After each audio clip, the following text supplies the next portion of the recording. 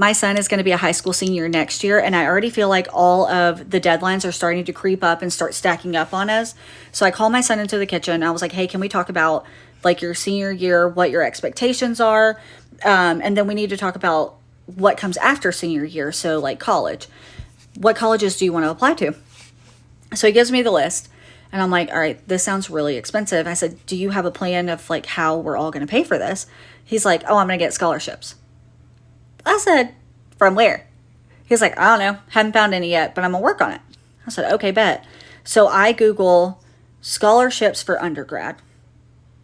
I don't know if you've ever tried to apply for scholarships before, but it is the most predatory system. It's nothing but data mining.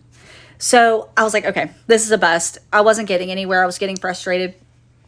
Well, last night was the current senior scholarship night at the high school. I was like, wait, hold on.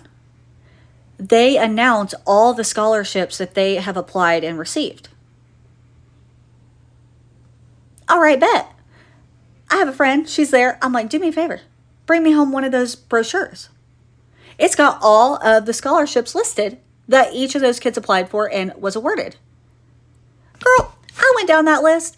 I started looking at them. I made a list. I said, okay, which one of these does my kid qualify for? And then I made a list off of that. Well, then I had to make a list of like, I'm looking at it. I'm like, when are these due? They're all due in January. Well, I realize that January sounds like a long way off. It in fact is not. It's like right around the corner. But January for him is going to be an absolute nightmare because that's the very end of the marching season. So I was like, there's no chance he's going to be sitting down applying for these scholarships. I made him a list. I said, look, this summer you're going to have to focus on this list and start getting all the essays written and saved so we can turn them in before their due date. He's like, this is next year's problem. I said, nobody. This is right now's problem. So that's what we did.